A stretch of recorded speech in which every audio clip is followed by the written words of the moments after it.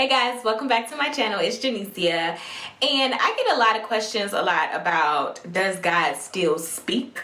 And he does. He still speaks.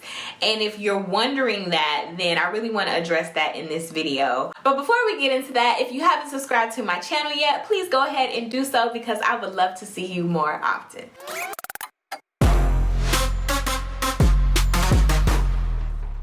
Now, God talks in many different ways. There's not just one way that he talks. God is very unique. He's very creative. And we shouldn't box God in, basically saying, you can't talk to me this type of way. You can only speak to me this type of way on these days, during these hours. That's literally what we do when we say God doesn't speak to us anymore. We're saying that, no, you don't speak. This is the way I need you to speak. This is the way I learned that you speak. And this is the way I expect it. And it's like, who are we to limit God? Seriously. God spoke in all type of ways in the Bible. He speaks in all type of ways today. He didn't stop speaking when the Bible was made. He didn't just stop speaking after Jesus. In Joel 2:28 through 29, it says, "And afterwards I will pour out my spirit on all people. Your sons and your daughters will prophesy. Your old men will dream dreams. Your young men will see visions. Even on my servants, both men and women, I will pour out my spirit." It is God's heart to talk to you and share with you what he's thinking. It is God's heart to speak with you and have a relationship with you.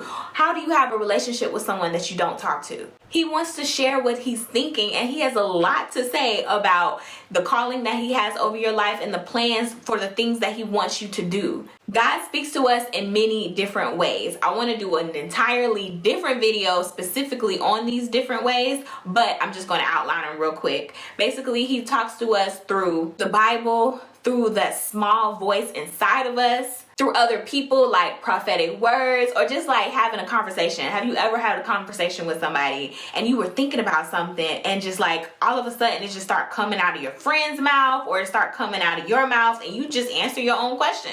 He speaks through dreams and visions and other supernatural things. Then he also speaks through an inner conviction or a peace. So I think the better question is not, does God still speak, but what is he speaking to me and am I listening? Because we as humans, we're very powerful, right?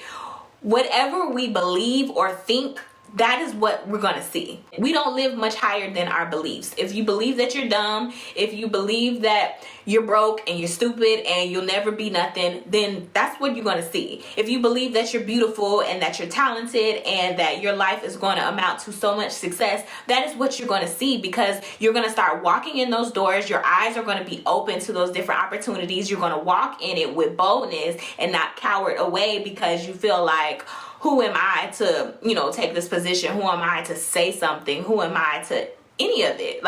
You don't live higher than your thoughts. The Bible says, as a man thinketh, so is he. As you think, so are you. So if you think that God doesn't speak, God doesn't speak according to you, according to your life. To other people who believe that God speaks, they're hearing God all the time, or they're at least open to hearing from God. If someone wants a door to be shut, it will remain shut unless you choose to open it. God says, "Here I am, I stand at the door and knock. If anyone hears my voice and opens the door, I will come in and eat with him and him with me." God is giving you a choice to hear from him. And he's giving you a choice if you don't want to hear from him. Do you have ears to hear, or do you not have ears to hear? Now, I know a lot of people on this video saying, I have ears to hear, I want to hear from God. Then that's why I'm going to do the next video, because I really want to help teach you how to hear from God, because that was a struggle a lot of years in my life. When I first got saved, I felt like I didn't really hear from God till the third year in, as far as I feeling like I know that I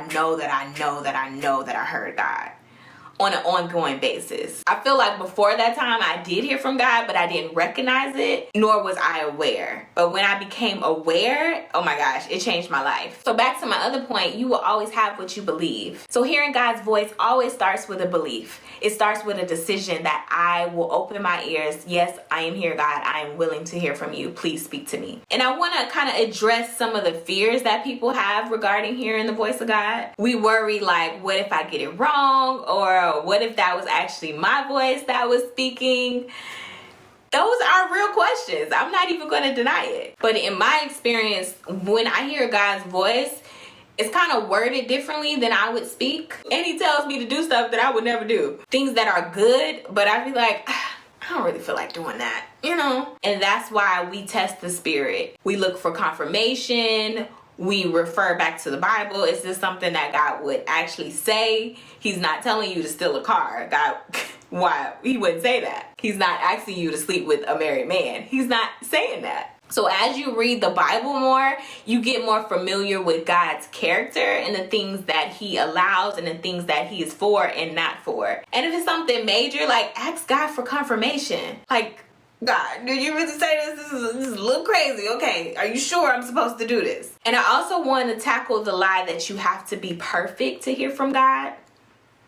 That's not true. Yes, he would desire for you to look more and more like Jesus, but he doesn't stop talking to you because you make a mistake. Especially with the gift of prophecy, God says that the gifts and callings of God are irrevocable. He doesn't take them away. Now, I'm not saying live all wild and crazy and all that, but I'm trying to kill the notion that you have to be the Pope to hear from God, that you have to donate $50,000 to charity to hear from God, that you have to have never sinned a day in your life. Like, you don't have to do all that. Like, no. And don't live with shame and afraid to approach God and to ask him to speak to you because you feel like you don't deserve for him to speak to you. Because it's not true. God spoke to people even when they had a baby with somebody else's wife, aka David, and to people who lived by God's standard and weren't having babies with other people. God is always speaking. Ask God to speak to you and give you direction. Don't limit how he can speak to you. Just be open and willing and wait for him. I wanted to keep this video short for attention span reasons, but in my next video, I want to go over how to hear the voice of God. But I made this video to really share some common misconceptions about hearing the voice of God first. So if you're interested in how to hear the voice of God, please make sure that you subscribe and click that notification bell so you are aware when that video is uploaded. And give this video a thumbs up if you did enjoy it, and I will see you later. Bye.